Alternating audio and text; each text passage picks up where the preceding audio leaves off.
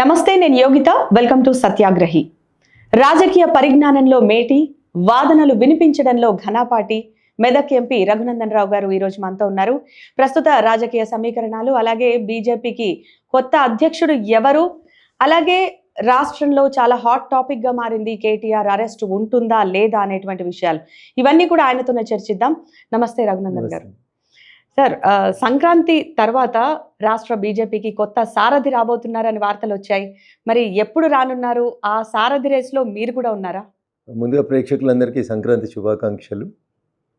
So మీరు చెప్పినట్టు భారతీయ Janata party Telangana రాష్ట్ర శాఖతో పాటు దేశంలో ఉన్న అన్ని రాష్ట్రాల శాఖలకి భారతీయ జనతా పార్టీ కొత్త అధ్యక్షులు జనవరి మాసంలో వస్తున్నారు. సో ఆల్ ఇండియా పార్టీకి అధ్యక్షునిగా కూడా గౌరవనీయులు నడ్డా గారు కొనసాగుతూ ఉన్నారు. వారి టెన్యూర్ని కూడా ఈ నెల చివరి వరకు ఆల్ ఇండియా కమిటీ ఎక్స్టెండ్ చేసింది. So by the end of this month booth committee అధ్యక్షులు, మండలాధ్యక్షులు, జిల్లా అధ్యక్షులు, రాష్ట్ర అధ్యక్షులు, ఆల్ ఇండియా అధ్యక్షుల ప్రాసెస్ కంప్లీట్ అవుతుంది. గత 3 నెలలుగా జరుగుతున్నటువంటి సంస్థాగత నిర్మాణ కార్యక్రమాన్ని జనవరి 30 కల్లా పూర్తి చేయాలని పార్టీ సంపూర్ణంగా నిర్ణయించుకుంది. దాంట్లో భాగంగా మొదటి 2 దశలు పూర్తయినాయి. బూత్ అధ్యక్షులు పూర్తయినారు, మండలాధ్యక్షులు పూర్తయినారు.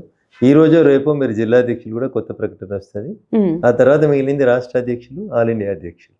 ఇక మీరు అడిగిన నెక్స్ట్ క్వశ్చన్, సో మీరున్నారా మీరు లేరా, మేము ఉన్నామా లేమా, మేము ఏం పని చేయాలి, మాకు ఏ బాధ్యత ఇస్తే మేము కరెక్ట్గా దానికి న్యాయం చేయగలుగుతాం అనేది పార్టీ ఆల్ ఇండియా అధ్యక్షులు, పార్టీ జాతీయ కమిటీ నిర్ణయం తీసుకుంటుంది. ఒక క్రమశిక్షణ కలిగినటువంటి కార్యకర్తగా వాళ్ళు ఏ బాధ్యతలు సూట్ అవుతామని భావిస్తే ఆ బాధ్యతని 100% తూచా తప్పకుండా పాటిస్తారు. మీకు చాలా వాగ్ధాటి ఉంది, అదేవిధంగా యూత్లో కూడా చాలా మంచి ఫాలోయింగ్ ఉంది. కానీ బీజేపీ స్టేట్ ప్రెసిడెంట్ కావాలి అంటే మాత్రం ఇంకా ఏదో ట్యాగ్ కావాలని చెప్పేసి మీ పార్టీలోని వాళ్ళే ఒక టాక్ వినిపిస్తుంది. అంటే ఆ ట్యాగ్ కూడా ఏంటి? ఆర్ఎస్ఎస్ బ్యాక్గ్రౌండేనా? సో అది మీతో ఎవరు డిస్కస్ చేసారో వాళ్ళని అడిగితేనే బాగుంటుంది. నాకు మీరు అట్లా అడిగితే ఆ ట్యాగ్ కూడా ఉంది, నాకు ఆర్ఎస్ఎస్ ట్యాగ్ కూడా ఉంది. కాబట్టి ట్యాగులతోటి బ్రేకింగ్లతోటి పని నడుస్తుందని నేను అనుకోను. పార్టీ సంపూర్ణంగా ఈ రాష్ట్రంలో అధికారంలోకి రావడం కోసం ఏం చేస్తే బాగుంటుంది అనేది ఆ పార్టీ కేంద్ర పెద్దలందరూ కూడా కలిసి సమిష్టిగా ఒక నిర్ణయం తీసుకుంటారు. క్రమశిక్షణ కలిగినటువంటి కార్యకర్తగా 100% మేము దాన్ని ఒబే చేస్తాం. దాంట్లో నో సెకండ్ ఒపీనియన్. అంటే బీజేపీ రాష్ట్ర అధ్యక్షుడిగా ఎవరు వస్తే రాష్ట్ర బీజేపీకి బలం చేకూరుతుందని మీరు అనుకుంటున్నారు? అంటే మళ్ళీ ఏమైనా బండి సంజయ్ వచ్చే అవకాశం ఉందా? వ్యక్తుల వ్యక్తిగత అభిప్రాయాల కంటే ఎక్కువ పార్టీ సమిష్టిగా తీసుకునేటువంటి నిర్ణయానికే ఎక్కువ ఇంపార్టెన్స్ ఉంటుంది. Nation first, party next, individuals last అని చెప్పేటువంటి పార్టీ మా పార్టీ. సో ఈయనైతేనే పార్టీ అధికారంలోకి వస్తుంది, ఆయనైతేనే వస్తుంది అనేటువంటి ఈ మీడియా అపోహలు ఏవైతున్నాయో వాటిని దయచేసి అపోహలుగా మాత్రమే చూడాలని విజ్ఞప్తి. కేంద్ర నాయకత్వం అన్నీ ఆలోచించిన తర్వాతనే రాష్ట్ర పార్టీ కొత్త అధ్యక్షుని పంపిస్తుంది. వచ్చిన వారి నాయకత్వంలో మేమందరం పనిచేస్తాం. ఇక తెలంగాణ రాష్ట్ర రాజకీయాల్లో చాలా హాట్ టాపిక్ గా మారింది కేటీఆర్ కేసుకి సంబంధించి. ఆయన అరెస్ట్ అవుతారా, అవ్వరా, అసలు ఏంటి? అలాగే సుప్రీంకోర్టు కూడా విచారణ జరగాలని చెప్పింది. ఆయన కూడా ఈడీ విచారణకు హాజరు అవుతున్నారు. ప్రాథమిక సాక్ష్యాధారాలు ఉన్న దాన్ని బట్టి ఒక వకీలుగా నాకున్నటువంటి పరిమిత పరిజ్ఞానంతో కేటీఆర్ గారు చేసినటువంటి పని తప్పని నేను సంపూర్ణంగా విశ్వసిస్తున్నాను. ఇవాళ కాకపోతే రేపు కేటీఆర్ గారు అరెస్ట్ అయితే ఉంటుంది. దాంట్లో ఎవరికి ఎట్లాంటి సందేహం అయితే లేదు. సో అరెస్ట్ అయితే ఖాయమని అంటున్నారు. అంటే సంఘటనలో కొంత నేరం జరిగింది, డబ్బులు మిస్అప్రోప్రియేషన్ జరిగినాయి. ఇది ప్రాథమిక సమాచారం. పూర్తి స్థాయిలో ఇన్వెస్టిగేషన్ అయినాక కేటీఆర్ గారిని ఏం చేస్తుంది కోర్టు, దోషిగా ఉంటాడా నిర్దోషిగా ఉంటాడా తర్వాత.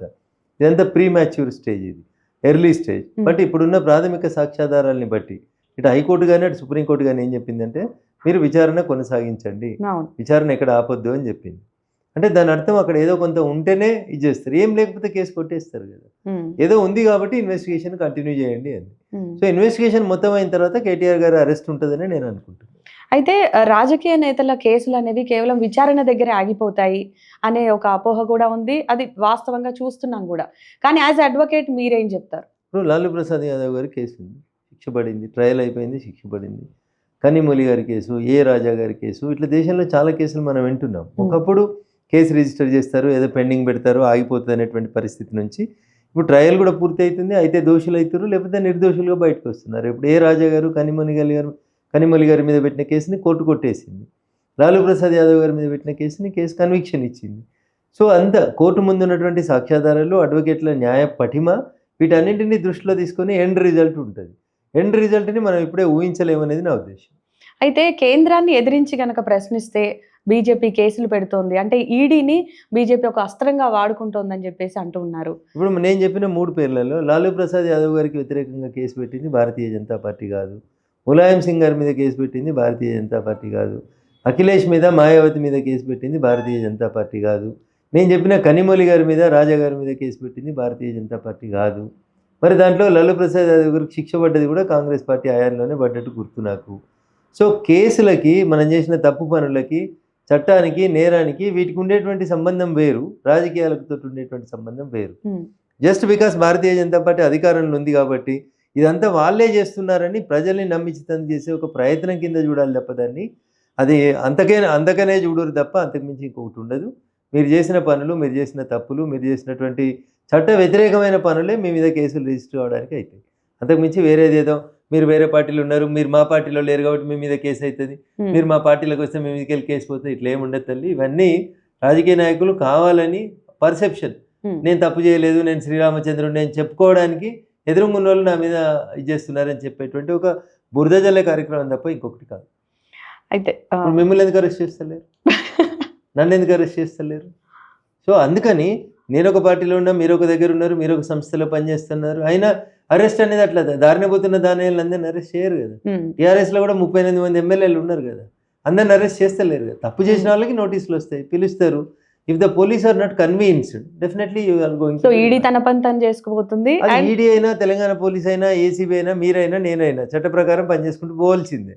చట్టాన్ని దాటి ఎవరు పనిచేస్తారని నేను అనుకోను. అవన్నీ ఊహాగానాలు, బురద జల్లే కార్యక్రమాలు తప్ప ఇంకొకటి కాదు.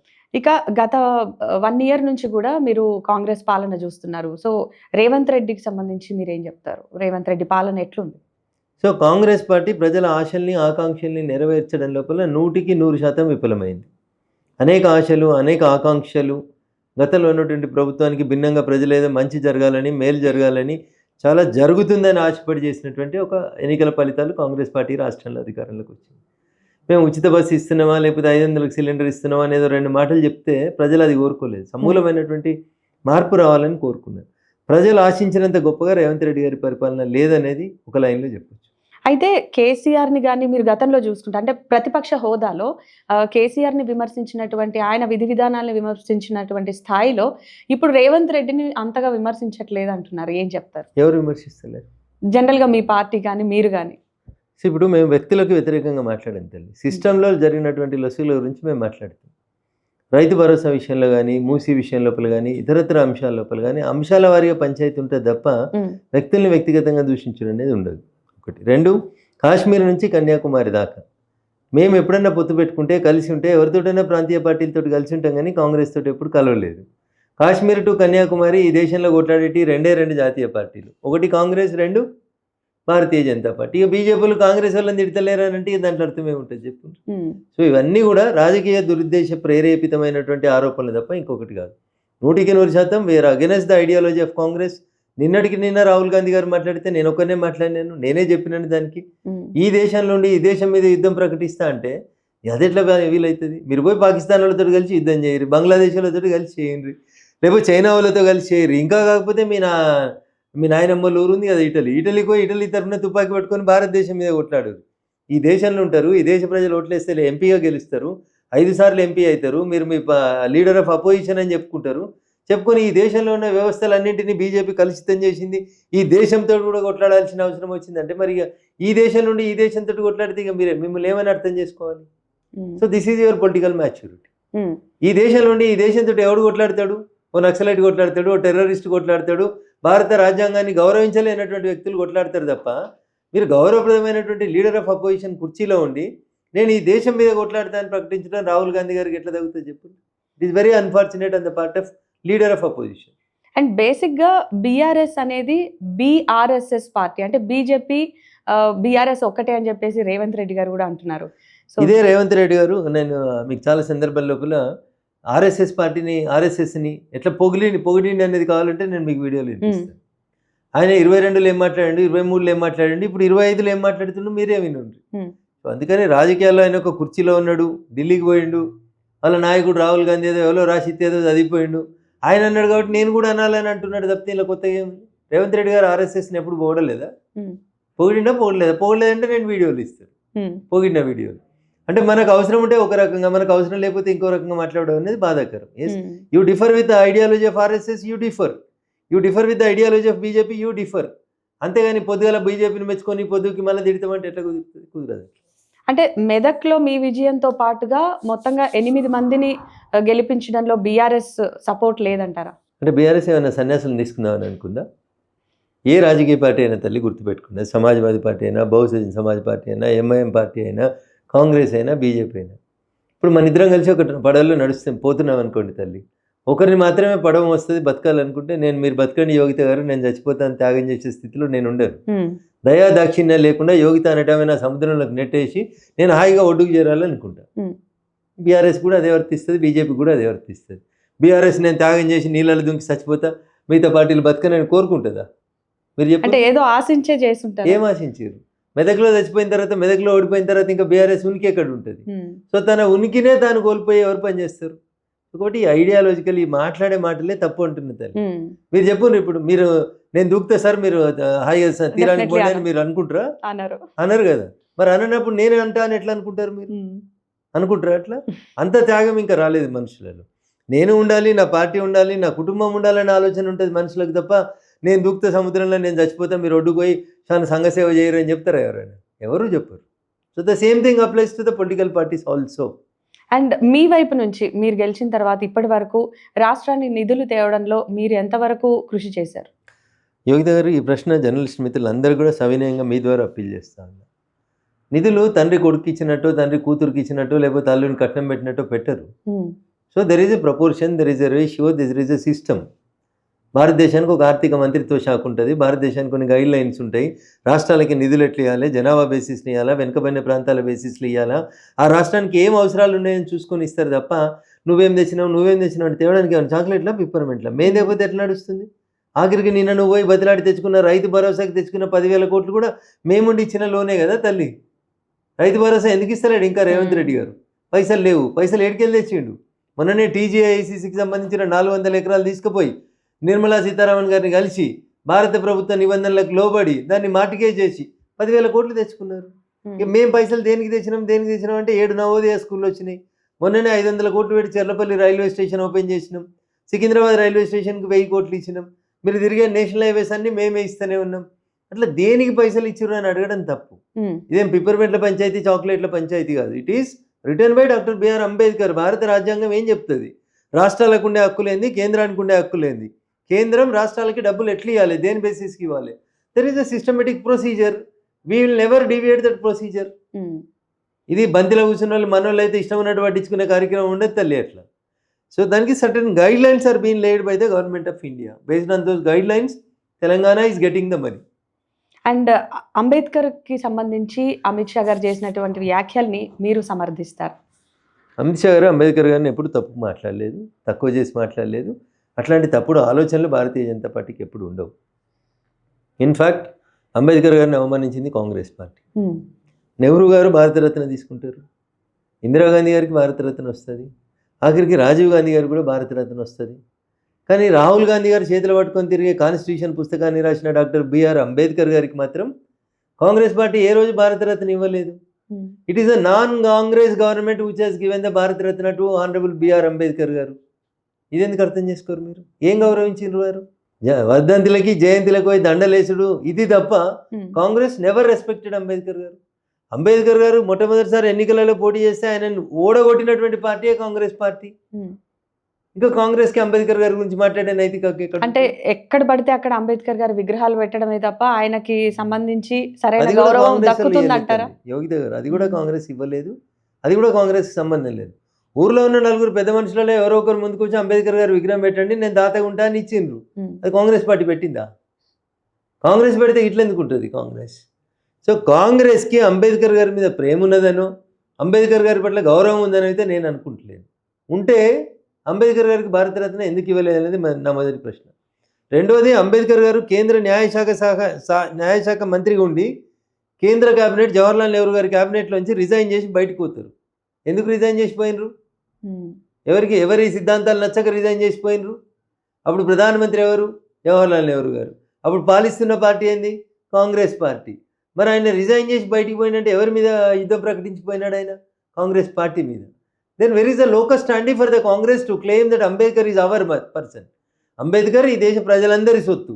కాంగ్రెస్ పార్టీకి అంబేద్కర్ గారు ఎంతో సో ఆ మాట ఫ్యాషన్ గా వాడుకోవడమే ఇది అయిపోయింది. ఆ మాట జయంతులకి వర్ధంతులకి దండాలేసుడు తప్ప ఆఖరికి అంబేద్కర్ గారి అంబేద్కర్ గారు చదివిన ఊరు కానీ స్కూల్ కానీ వారున్న నివాసం ఉన్న ప్లేసులు కానీ డెవలప్ చేసింది భారతీయ జనతా పార్టీ అధికారంలోకి వచ్చిన తర్వాత చేసింది తప్ప Congress never gave respect to the then writer of constitution that is doctor BR Ambedkar. మేమే గుర్తించినాం, మేమే గౌరవించినాం. గౌరవించాల్సిన బాధ్యత సమాజం మీద ఉందని చెప్తుంది కూడా మేమే. కాంగ్రెస్ కల్లబొల్లి కబుర్లు చెప్తుంది, ఓట్ల కోసం అంబేద్కర్ మావోడు అని చెప్తుంది తప్ప కాంగ్రెస్కి అంబేద్కర్ గారికి ఎలాంటి సంబంధం లేదు. ఇన్ఫ్యాక్ట్ 2 సార్లు వారు ఎన్నికలలో పోటీ చేస్తే 2 సార్లు వారిని ఓడగొట్టినటువంటి పార్టీ కాంగ్రెస్. వారికి భారతరత్న ఇవ్వనటువంటి పార్టీ కాంగ్రెస్. వారికి ఇవ్వకుండా మా ఇంట్లోకే ఇవ్వాలని మా ఇంట్లోనే 3 తరాలకు ఇచ్చుకున్న party Congress. Doctor BR Ambedkar గారు రాసిన రాజ్యాంగాన్ని అనేక సార్లు అవమానపరిచింది, కించపరిచింది కాంగ్రెస్. ఇక కమింగ్ టు మూసీ సుందరీకరణ కానీ హైడ్రా విషయంలో కానీ మీ పార్టీ స్టాండ్ ఏంటి? ఎందుకంటే డైరెక్ట్గా హైడ్రాని ఈటెల గారు వ్యతిరేకిస్తే మీరు మాత్రం సపోర్ట్ చేశారు. సో వీటన్నిటికి సంబంధించి పార్టీ స్టాండ్ ఏమనుకోవాలి? సుందరీకరణ అవసరం ఎంత ఉంది మూసీది? సో మూసీ సుందరీకరణకి నాకు తెలిసి టీఆర్ఎస్ కానీ కాంగ్రెస్ కానీ బీఆర్ఎస్ కానీ బీజేపీ కానీ ఎవరు వ్యతిరేకం కాదు.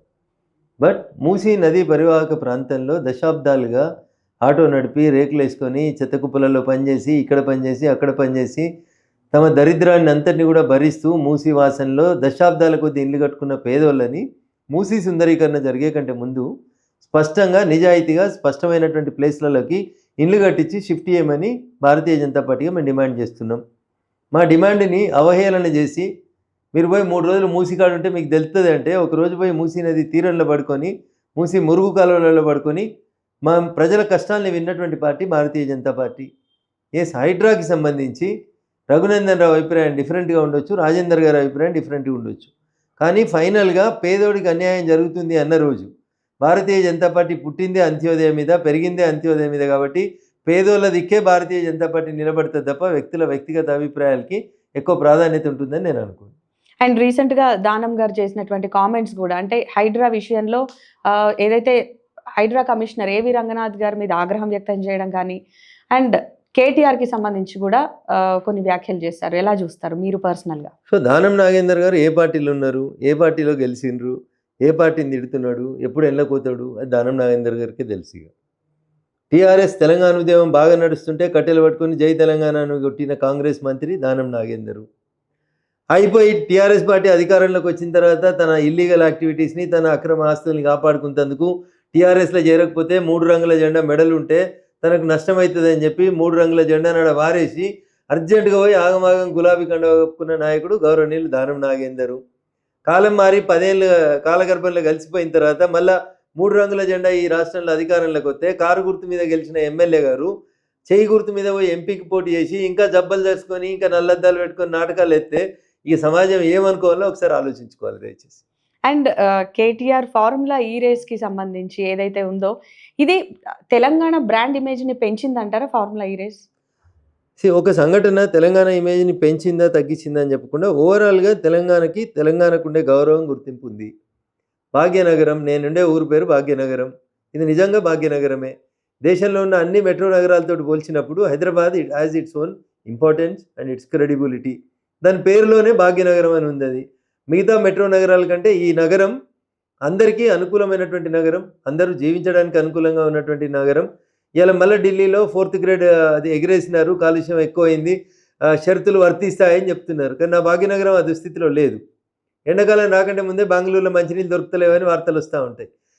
15 రోజుల క్రితం నేను పేపర్లలో వార్తలు చదివినా చెన్నై సగం మునిగిపోయింది వరదలలో అని చూసిన.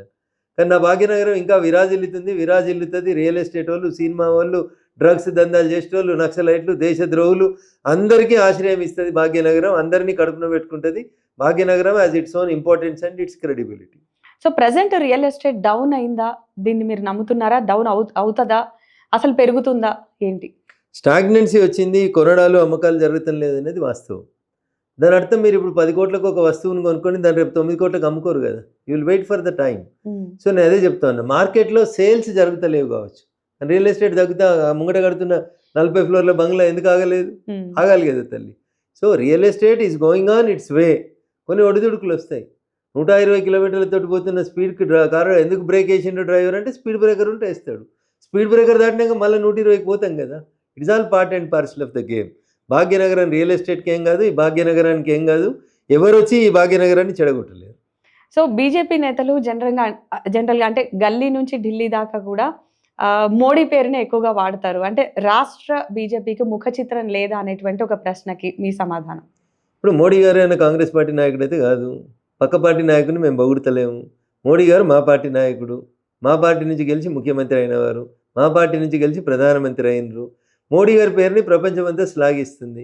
మీరు అబుదాబి పోయినా, ఆడిలైడ్ పోయినా, అమెరికా పోయినా, ఆస్ట్రేలియా పోయినా, ఆఖరికి ఇస్లాంని కరడుగట్టి పాటించేటువంటి ఇస్లామిక్ దేశాలకు పోతే కూడా మా దేశంలో మీరు ఒక హిందూ దేవాలయం కట్టుకోండి, మేము 27 ఎకరాల స్థలం ఇస్తామని ముందుకొచ్చి ఇస్లాం రాజులు 27 ఎకరాల జాగిచ్చి హిందూ దేవాలయాల్ని కట్టించేంత గొప్పగా ఈ దేశ కీర్తి ప్రతిష్టల్ని, హిందూ మత కీర్తి ప్రతిష్టల్ని పెంచిన నాయకుడు గౌరవనీయులు మోడీ గారు. మా పార్టీ నాయకుడు, ఈ దేశ ప్రధానమంత్రి.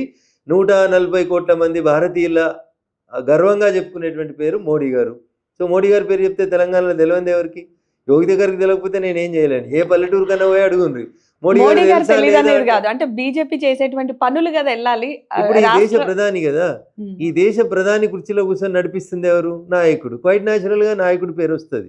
నేను మీకు ముందే చెప్పిన, Bharatiya Janata party is a party with difference. Nation first, party next, individuals last అని చెప్పేటువంటి మేము కూడా, మీరు ఏ పల్లెటూరు కన్నా పోయి నీకు మోడీ తెలుసా తెలియదా అని అడుగు, ఎవరైనా సరే నాకు తెలుసు అని చెప్తారు. అది 60 ఏళ్ళ ముసలవ్వ దగ్గర నుంచి మొదలుకుంటే 5వ తరగతి స్టూడెంట్ దాకా మోడీ గారు మా ప్రధానమంత్రి, మన ప్రధానమంత్రి అని చెప్పే స్థాయికి ఈ దేశ కీర్తి ప్రతిష్టలను పెంచిన నాయకుడి గురించి మాట్లాడుకుంటే మీకున్న ఇబ్బంది ఏంది? ఇంకెవరికి ఉండాల్సిన ఇబ్బంది ఏముంది? ఓకే. సో రీసెంట్గా మోడీ గారి మన్ కీ బాత్లో ఏఎన్ఆర్ని చాలా ప్రశంసలతో ముంచెత్తారు. అండ్ పవన్తో కానీ చిరుతో కానీ చాలా సఖ్యతగానే ఉన్నారు. ఏమైనా చిరంజీవికి రాజ్యసభ వచ్చే ఛాన్స్ ఉందా?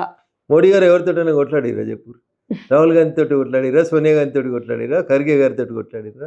సో వ్యక్తులుగా మాకు ఎవరితో పంచాయతీ ఉండదు యోగిత గారు. We have the difference of opinion with Congress. Congress Ambedkar గారి పట్ల ఎట్లా ప్రవర్తించింది అనే దగ్గర వారికి మాకు భేదాభిప్రాయం ఉంటుంది. కాంగ్రెస్ భారత రాజ్యాంగాన్ని 100 సార్లు సవరించింది, 356 ఆర్టికల్ని ప్రయోగించి ప్రజల చేత ఎన్నుకోబడిన ప్రభుత్వాన్ని 100 సార్లు కూల్చేసింది. This is our opinion against Congress. So Congress పట్ల, కాంగ్రెస్ విధానాల పట్ల మాకు వ్యతిరేకత ఉంటుంది తప్ప కాంగ్రెస్లో ఉన్న నాయకుల్ని మోడీ గారు ఎప్పుడు వ్యక్తిగతంగా ఎవరిని దూషించలేదు. సో వారు ఎప్పుడు ఎవరిని దూషించారు. కాబట్టి is a man of everybody. So అందరూ మెచ్చుకునే నాయకుడు, అందరూ గొప్పగా ఇష్టపడేటువంటి నాయకుడు. భారతదేశ కీర్తి ప్రతిష్టలు నేను మళ్ళీ చెప్తున్నా యోగిత గారు, మీరు రాసి పెట్టుకోండి. భారతదేశాన్ని విశ్వగురువుగా మలిచి ప్రపంచ ముఖ చిత్రపటంలో నా దేశం గొప్పగా ఎదగాలని నాటి నరేంద్రుడు చికాగోలో కలలు కంటే, నాటి నరేంద్రుని కలల్ని నేడు నెరవేరుస్తున్నటువంటి నరేంద్రుడు ఈ నరేంద్రుడు. సో ఆయనను అప్రిషియేట్ చేయలేకపోతే అది వాళ్ళ దుర్మార్గం, వాళ్ళ మూర్ఖత్వం. వాడు ధృతరాష్ట్రుని పాలనలో ఉన్నట్టు కళ్ళుండి చూడలేని కబోది అనుకోవాలి అట్లా. సో ఇప్పుడు బీజేపీ ప్రణాళికలు ఏంటి? ఎలా ముందుకు వెళ్ళబోతోంది? రాష్ట్ర అభివృద్ధి కావచ్చు, దేశ అభివృద్ధి కావచ్చు. సో భారతీయ జనతా పార్టీ ఎజెండా అంశం పొద్దున్న లేచినా పొద్దుగూకినా అధికారంలోకి వచ్చినా అధికారంలో లేకున్నా భారతీయ జనతా పార్టీ అజెండా ఒకటే, Antyodaya. Poorest of the poor should be served first. గరీబోనికి 3 పూటలు ఇంత బువ్వ దొరకాలి, ఉండేందుకు ఇల్లు ఉండాలి, ఆ ఇంటికి 24 గంటలు కరెంటు రావాలి, ఆ ఇంటికి నల్ల నీళ్ళు అందరికీ బంగ్లాలు ఉన్న వాళ్ళకి వచ్చినట్టు ఆ ఇంటికి రావాలి. ఏదో 2 BHK కట్టంటే ఏదో ఒక పేరు మీద 2 BHK కట్టి అలా దోచేసుడు కాదు. So this is our idea and our motto. Antyodaya is our concept. Whether we are in power, whether we are in opposition, will work for the poorest of the poor of this country. నా దేశం అభివృద్ధి చెందుతున్న దేశం, నా దేశం ప్రపంచంలో నెంబర్ 1గా ఎదిగిన దేశం అని చెప్పుకోవడమే ఏకైక లక్ష్యంగా పనిచేసేటువంటి పార్టీ భారతీయ జనతా పార్టీ. మా రాహుల్ గాంధీని ప్రధానమంత్రి చేయరి, మా ప్రియాంక గాంధీని ప్రధానమంత్రి చేయండి, మేము దోసుకుంటాం, మీరు దోసుకోండి, నాకింత నీకింత అనేది మా పార్టీలో ఉండదు. We work for the nation, wheel work for this country. ఈ దేశం యునైటెడ్గా ఉండాలి, ఈ దేశం ప్రపంచానికి మార్గదర్శనం చేయాలని కోరుకునేది భారతీయ జనతా పార్టీ స్థూల సిద్ధాంతం. అండ్ రేవంత్ రెడ్డి తర్వాత ఆర్టీఐని ఒక రేంజ్లో యూజ్ చేస్తుంది మీరే అనేటువంటి టాక్కి మీరేం చెప్తారు? అంటే బ్లాక్మెయిల్ కోసమా, ఎందుకు? మరి నేనైతే ఆర్టీఐని ఎప్పుడు వాడినట్టు నాకు తెలియదు. నేను ఎవరినైతే బ్లాక్మెయిల్ చేయలేదు. రేవంత్ రెడ్డి గారు చేసిరా లేదనేది రేవంత్ రెడ్డి గారు చెప్పాలి. ఆ ప్రశ్నకు నా దగ్గర సమాధానం లేదు. ఆర్టీఐ మా అధికారులు ఎప్పుడైనా తప్పు చేస్తే వాళ్ళ నుంచి సమాచారం తీసుకోవడానికి వాడుకోవడంలో తప్పని నేను అనుకోను. తప్పకుండా వాడతాం. ఆర్టీఐ అనేది మాకు ఉన్నటువంటి హక్కు, దాన్ని అడుగుతాం. కానీ దాన్ని అడ్డం పెట్టుకొని బ్లాక్మెయిల్ అయితే ఇక్కడ చేయలేదు. నాకు అట్లాంటి ఆలోచన లేదు, అలవాటు లేదు. అయితే ఇంకో విషయం, కేటీఆర్ కి ఏఎన్ఆర్ ఫ్యామిలీకి ఉన్నటువంటి సంబంధం గురించి జనరల్ గా మీరు గతంలో కొన్ని వ్యాఖ్యలు చేశారు. అయితే ఈ 10 ఏళ్ళు కూడా ఎన్ కన్వెన్షన్ ని కూల్చకుండా ఆపడానికి రీజన్ ఏంటనుకుంటున్నారు? ప్రస్తుతం విషయం కోర్టులో ఉంది. దానికి సంబంధించి అది సబ్జుడిస్ అవుతుంది కాబట్టి కోర్టు దానికి సంబంధించి కొన్ని నోటీసెస్ కూడా ఇష్యూ చేసింది నాకే, కాబట్టి నేను మాట్లాడకుండా ఉంటే బాగుంటుంది అనేది నా ఉద్దేశం. సో ఎంఐఎం నేతలతో మీకు ఒక వృత్తిగత సంబంధం అయితే ఉంది, కానీ వారి అక్రమ కట్టడాల జోలికి ఎందుకు వెళ్ళట్లేదని మీ పార్టీ వాళ్ళే ప్రశ్నిస్తున్నారు. ఏం చెప్తారు? నేను కాదు కదా పోవాల్సింది, నేను కాదు కదా ముఖ్యమంత్రి కుర్చీలో ఉంది, పోవాల్సింది ప్రభుత్వం. వాళ్ళకి ఏమైనా కిరాయిలకి జేసీబీలు ఇటాచీలు దొరకకపోతే తెచ్చిస్తామని చెప్పింది. ఇస్తాం, ఇప్పుడు కూడా ఆ మాట కట్టుబడి ఉంది. అంటే అట్లీస్ట్ వాళ్ళ వ్యక్తుల వ్యక్తిగత సంబంధాలు వేరు, రాజకీయ సంబంధాలు వేరు, పాలసీ డిసిషన్స్ వేరు. ఎమ్మెల్యేలుగా ఎంపీలుగా పనిచేస్తున్నప్పుడు అన్ని పార్టీల వ్యక్తులతో అందరితో మాట్లాడుతుంటాం, అది హ్యూమన్ రిలేషన్స్. మానవ సంబంధాలని మరీ అంత మంట కలిపింది టీఆర్ఎస్ పార్టీ అధికారంలోకి వచ్చినాకనే. ఒక పార్టీ ఎమ్మెల్యే ఇంకొక పార్టీ ఎమ్మెల్యేతో మాట్లాడితే పార్టీ మారుతుండే అనే ప్రచారం చేసే ఫాల్తు పంచాయతీ ఉండొద్దని అయితే నేను కోరుకుంటాను. There should be some human relations.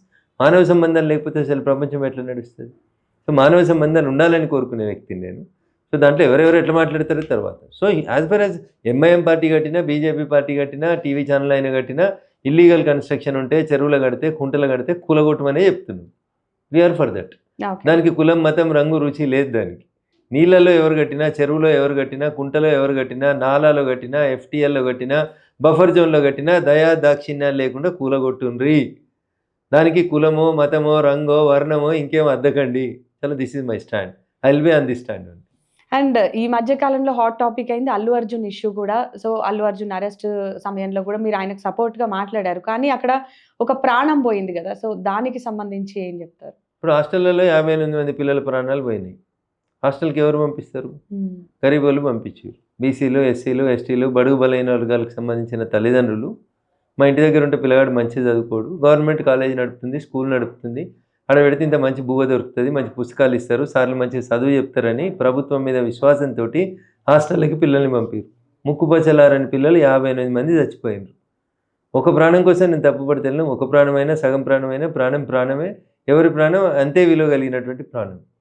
ఇది ఒక్క ప్రాణం గురించి మాట్లాడుతున్న మీరు ఆ 58 మంది మీ కస్టడీలో, మీ స్కూళ్ళల్లో లేదా ప్రభుత్వ స్కూళ్ళల్లో ఉండి చనిపోతే, పాము గరిచో, తేలు గరిచో, సరైన వైద్యం అందకనో, ఫుడ్ పాయిజన్ అయ్యో చనిపోయినటువంటి ముక్కుపచ్చలారని తల్లిదండ్రులకి సమాధానం చెప్పాల్సినటువంటి బాధ్యత ముఖ్యమంత్రి మీద లేదా? ఒక్క ప్రాణం కోసం 20 నిమిషాలు మాట్లాడగలిగినటువంటి ముఖ్యమంత్రి మరి 58 మంది పిల్లలు చచ్చిపోతే ఎందుకు మాట్లాడలేదు అసెంబ్లీలో? మాట్లాడాలా వద్దా? సో అందుకని నేను అది మాట్లాడండి అంటున్నా. రేవతి గారి కుటుంబానికి ఆదుకోవడాన్నో, శ్రీతేజకు వైద్య ఖర్చులు చేయడానో నేను తప్పుపడతలేను. సో ఈ ప్రాణం ఎంతనో ఆ ప్రాణం కూడా అంతే అని చెప్తా ఉన్నా. అమాయకులైన 58 మంది విద్యార్థుల పక్షాన ఒక్క నిమిషం మాట్లాడేందుకు ముఖ్యమంత్రి గారికి సమయం లేకపోవడం దురదృష్టం అని చెప్పిన నేను. సో నేను అల్లు అర్జున్ తరఫున వకాలు తూచుకోలే, అల్లు అర్జున్ ఇంద్రుడు చంద్రుడు అనలేదు. ఒక వ్యక్తిని టార్గెట్ చేసి మొత్తం వ్యవస్థలన్నీ ఆయన మీద దాడి చేస్తున్నప్పుడు ఆయన తరఫున న్యాయం తెలిసినటువంటి వ్యక్తిగా నిలబడాలి, మాట్లాడాలనిపించింది, మాట్లాడినాను. అంతకుమించి నాకు అల్లు అర్జున్ గారికి సంబంధాలు ఏం లేవు. చనిపోయినటువంటి 58 పిల్లల పక్షాన మాట్లాడకపోవడం రేవంత్ రెడ్డి గారు తప్పదు. ఆయన కలిస్తే చెప్తా, మీరు కూడా చెప్తా, ఇంకెప్పుడన్నా సందర్భం వస్తే కూడా చెప్తా. అండ్ ఇంకొక చిన్న క్లారిటీ, మంత్రి కొండా సురేఖ గారికి మీకు మధ్య జరిగిన చిన్న సన్నివేశం అనేది ఎందుకు ఒకలాంటి నెగటివిటీ ఎందుకు స్ప్రెడ్ అయింది? అసలు ఏం జరిగింది ఆ సందర్భంలో? సో అమ్మకి ఆలికి మధ్యలో తేడా తెలియని నేతల గురించి మనం ఏం మాట్లాడుకుంటాం? యోగిత గారికి వాళ్ళ గురించి మాట్లాడుకోవాల్సిన అవసరం. నేను పార్లమెంట్ సభ్యుడిగా గెలిచిన తర్వాత ఈ దేశ ప్రధాని నరేంద్ర మోడీ గారిని కలిసే అవకాశం నాకు వచ్చినప్పుడు, మెదక్ ఎంపీ కంటే ముందు నేను దుబ్బాక శాసనసభ్యునిగా పనిచేసినాను. దుబ్బాక అంటే చేనేతకి మారుపేరు కాబట్టి చేనేత కార్మికులు వేసినటువంటి నూలు పోగుల్ని తీసుకుపోయి ఈ దేశ ప్రధానికి బహుకరించి ఆగస్టు 7 చేనేత దినోత్సవం రోజు ఇచ్చి, సార్ మా దుబ్బాక చేనేత కార్మికుల సమస్యలను అడ్రస్ చేయండి సార్ అని రిక్వెస్ట్ చేసినాను. అట్లే నేను ఎంపీ గెలిచిన తర్వాత మొట్టమొదటిసారిగా దుబ్బాకలో ఒక అధికారిక కార్యక్రమానికి వచ్చినప్పుడు అక్క అని చెప్పి నోటి నిండా పిలిచి, వారు కూడా అదే సామాజిక వర్గానికి చెందినవారు కాబట్టి, అక్క మీ చేనేత కార్మికుల సమస్యల్ని మీరు అడ్రస్ చేయాలన్న ఉద్దేశం కొద్దీ సౌహృదయంతో ఇచ్చిందని తీసుకుపోయి అట్లా మాట్లాడి దాన్ని అట్లా సోషల్ మీడియాలో ఏదో చేసి ఆనందపడతాం అనుకుంటే ఇంకేం చేస్తాం? ఏం చేయలేము. నేను చేసింది ఎక్కడో ప్రైవేట్ ప్లేస్లో కాదు, పబ్లిక్ ప్లేస్లో అన్ని పార్టీల నాయకులు ఉన్నప్పుడు ప్రజలందరి ముందు నా ప్రాంత ప్రజల సమస్యల్ని నేను రిఫ్లెక్ట్ చేయడానికి ఇచ్చినటువంటి ఒక నూలు పోగుల దండం తీసుకొని వచ్చి ఏదేదో మాట్లాడితే, అంత సంస్కారహీనంగా మాట్లాడితే మనం ఏం చేయగలుగుతాం యోగిత గారు? అది వారి వాళ్ళ కర్మ అంతే, అంతకుమించి ఏం చేయాలి. అండ్ రాష్ట్రంలో పట్టి పీడిస్తున్నటువంటి ఒక డ్రగ్స్ సమస్య కూడా చాలా ఉంది. అది దేశంలో కూడా ఉంది. దీనికి సంబంధించి కేంద్రం ఎలాంటి చర్యలు తీసుకుంటుంది? సో ఇది ఒక మీ సమస్యనో, ఒక నా సమస్యనో, తెలంగాణ, ఆంధ్రప్రదేశ్, భారతదేశం కాదు. Drugs is an international issue. Yes. ప్రపంచం అంతా డ్రగ్స్ మహమ్మారిలో పడి పెద్ద రకరకాలైనటువంటి గందరగోళం జరుగుతుంది. My sincere appeal to the పేరెంట్స్కే నేను అప్పీల్ చేయదలుచుకున్నా యోగిత గారు. స్కూళ్ళకో, కాలేజీలకో, గవర్నమెంట్కో కాదు. You should take care of your kid. మీ ఇంట్లో మీ పిల్లలు ఏం చేస్తున్నారనే విషయంలో మీరు కొంచెం జాగరూకతతో వ్యవహరించాలి. ఖచ్చితంగా చూడాలి. పిల్లలు తప్పు చేస్తే కాపాడాల్సినటువంటి బాధ్యత తల్లిదండ్రుల మీదనే ఉంటుంది. కాబట్టి డ్రగ్స్ నివారణ కోసం అన్ని వర్గాల ప్రజలు, అన్ని పార్టీల నాయకులం యునైటెడ్గా నిలబడాల్సినటువంటి అవసరం ఉంటుంది. భావి తరాలని, భవిష్యత్తుని, వారి భవిష్యత్తుని కాపాడే విషయం లోపల డ్రగ్స్కి వ్యతిరేకంగా అందరం కలిసి పోరాడాలనేది నా అభిప్రాయం. అండ్ హిందూ దేవాలయాల మీద కూడా దాడులు చాలా ఎక్కువగా జరుగుతున్నాయి. దీనికి అంటే దీని వెనకాల ఎవరు ఉన్నారని మీరు అనుకుంటున్నారు? ముఖ్యంగా హిందూ సనాతన ధర్మ చట్ట పరిరక్షణకు సంబంధించి ఏమైనా చట్టం వస్తే బాగుంటుందా? కొత్త చట్టం వచ్చే ప్లాన్ ఏమైనా ఉందా? సో బేసికల్గా ఈ రాష్ట్రంలో ఉన్నటువంటి వాళ్ళు ఇట్లాంటి పనులు చేస్తలేరు. బయట రాష్ట్రాలకి వెళ్ళి కొంతమందిని తీసుకొచ్చి ట్రైనింగ్ ఇచ్చి ఒక క్రమ పద్ధతి లోపల హిందూ దేవాలయాల మీద దాడులు జరుగుతున్నప్పుడు అది ఎవరి వైఫల్యం అవుతుంది? ప్రభుత్వం చూడాలి. రాష్ట్ర ప్రభుత్వాల బాధ్యత లా అండ్ ఆర్డర్ అనేది వాళ్ళు చూడాలి. అట్లే చూడకుండా ఒక సంఘటన జరిగింది, ఏదో అమాయకంగా జరిగింది, తెలియక జరిగింది, మెంటల్లీ రిటార్టెడ్ ఉంది జరిగింది అంటే అది వేరు. కంటిన్యూస్గా వరుసపెట్టి సంఘటనలు జరుగుతూ ఉంటే ప్రజల మధ్య లోపల ఏం ఆలోచనలు వస్తున్నాయి అనేది ఒకసారి అర్థం చేసుకోండి. పీపుల్స్ పర్స్పెక్టివ్లో చూడండి. ఈ దేశంలో మెజారిటీ ప్రజలైనటువంటి హిందువుల మనోభావాలను దెబ్బతీసేలాగా పనిచేస్తే మీకు వచ్చే లాభం ఏముంటుంది చెప్పు. కాబట్టి ప్రభుత్వము అట్లాంటి అంశాల పట్ల జాగరూకతతో వ్యవహరించాలనేది నా సూచన. సో వచ్చే ఎన్నికల నాటికి కాంగ్రెస్, బీఆర్ఎస్లలో ఎవరితో బీజేపీ పోటీ పడుతుంది? సో భారతీయ జనతా పార్టీ పేద ప్రజలకు పక్షాన నిలబడేందుకు పోరాడుతుంది తప్ప అధికారం కోసం ఏదో ఇంకో దానికోసం పోరాడదు. సో ఎవరు మిగిలితే వాళ్ళతో కొట్లాడతారు. ఇప్పుడు వాళ్ళిద్దరు మేమున్నామని కొట్టుకుంటున్నట్టున్నారు. ఇద్దరిట్లో ఒకరు మిగులుతారు ఇంకా 3 సంవత్సరాల తర్వాత. ఆ మిగిలిన వాళ్ళతో మేము కొట్లాడితే అప్పుడు ఈజీగా ఉంటుంది కదా. ఇద్దరిట్లో ఒకడు పోతాడు, ఒకడు మిగులుతాడు. ఆ మిగిలినంతటి కొట్లాడుకుంటే అల్కగా అవుతుంది.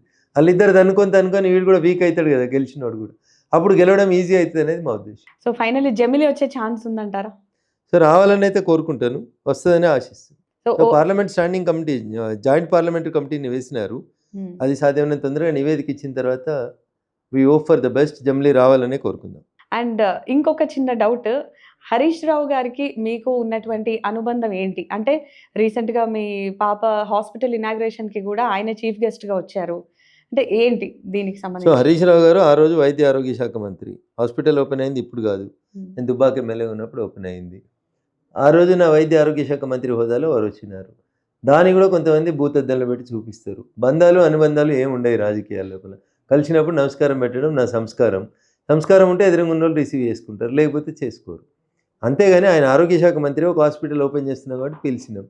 వస్తారు రారు వదిలేస్తాం. అంతకంటే ఎక్కువ ఉంటుంది యోగిత గారు. దాంట్లో సంబంధం ఏముంటుంది, బాంధవ్యం ఏముంటుంది, ప్రపంచం అంతా తెలుసు.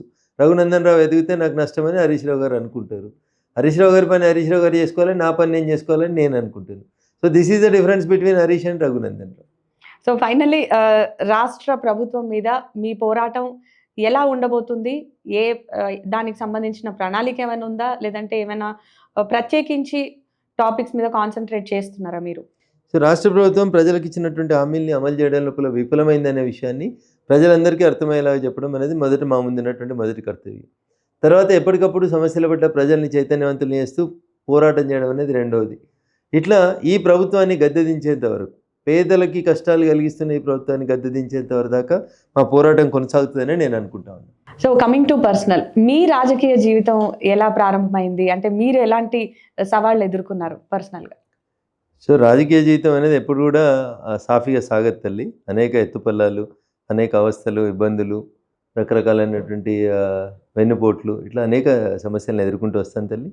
నేను ఒక సామాన్యమైనటువంటి రైతు కుటుంబం నుంచి వచ్చినటువంటి వ్యక్తిని. మా ఇంట్లో ఎవరు రాజకీయ నాయకులు లేరు కాబట్టి అంతా సెల్ఫ్ మేడ్, సొంతంగా స్వయం కృషితోటి నా అంతలో నేనే కష్టపడి జై తెలంగాణ అని తెలంగాణ రాష్ట్రానికి జరుగుతున్న అన్యాయాన్ని నినదిస్తూ జనంలోకి వచ్చి అంచెలంచెలుగా ప్రజల ఆశీస్సులతో ఇప్పటిదాకా ఎదుగుతూ వచ్చినటువంటి. అండ్ జీవితంలో మీరు ఎదుర్కొన్నటువంటి సవాళ్ళు అనుకోవచ్చు, లేదంటే ఇబ్బందులు ఏంటి, వాటిని ఎలా అధిగమించారు? So you should have the patience and you should have some systematic planning while handling with certain issues. ఒకటి, మీకు ఎప్పుడు కూడా self confidence is more important Yogita గారు. ఎంత కష్టం వచ్చినా నేను మాత్రమే గెలవాలని కొట్లాడాలి తప్ప నువ్వు ఎక్కడన్నా నేను ఓడిపోతానేమో అని భయపడితే ఇంకా గెలవలేవు నువ్వు యుద్ధాన్ని. యుద్ధం నాది, నేను గెలవాలి, నేనే గెలుస్తాను అని అనుకుంటే మీరు గెలుస్తారు. ఏ పనైనా సాధించగలుగుతారు. అదే లక్ష్యంగా పెట్టుకొని ముందుకు పోతుంటారు. అనేక కష్టాలు, అనేక ఒడిదుడుకులు, but only the self confidence and by the grace of God I'm standing in front of the people like this. So ఇప్పుడు మీరు ఈ స్థాయికి వచ్చారు, ఎన్నో చూసారు లైఫ్లో.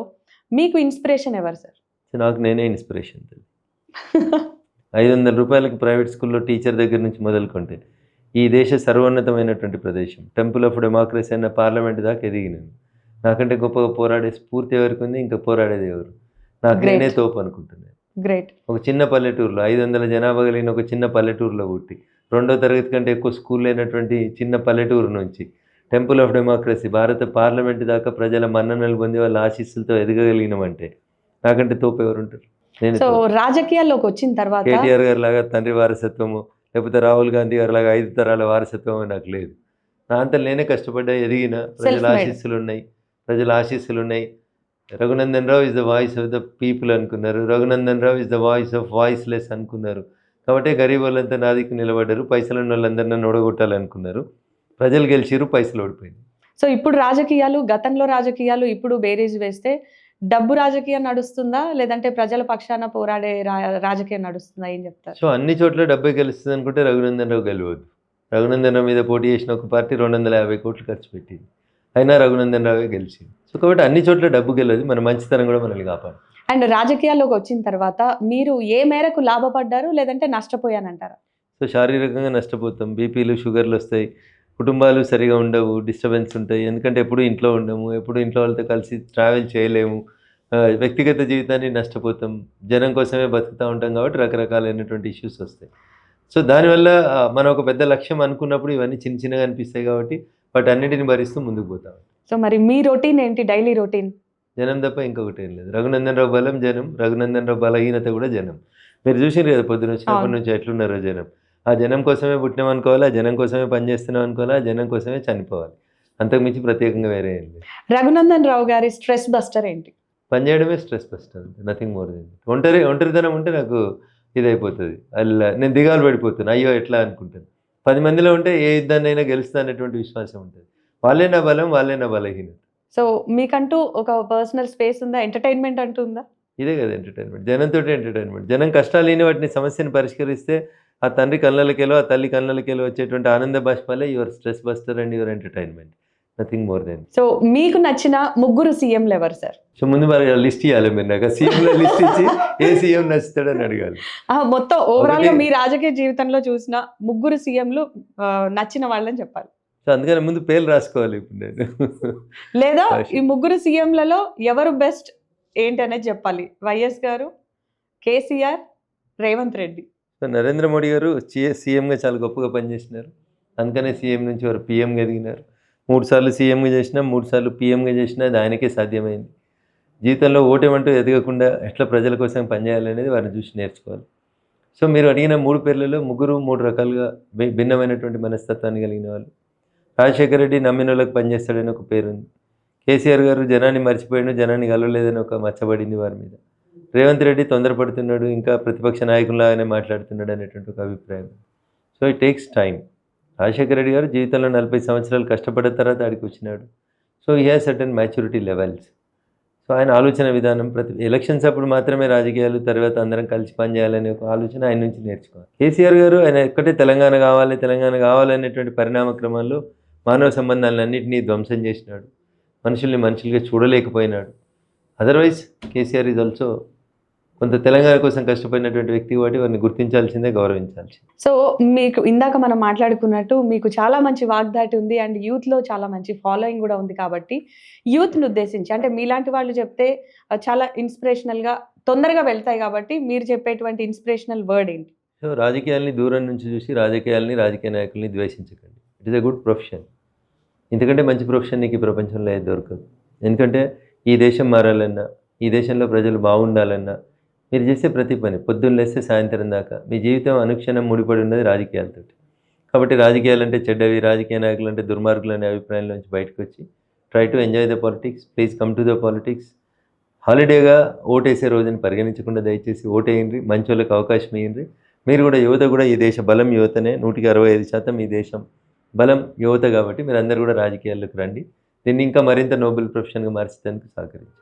సో ఇది రఘునందన్ గారితో మనం మాట్లాడాం కదా ప్రస్తుత రాజకీయాలకు సంబంధించినటువంటి స్పెషల్ చిట్ చాట్. నమస్తే.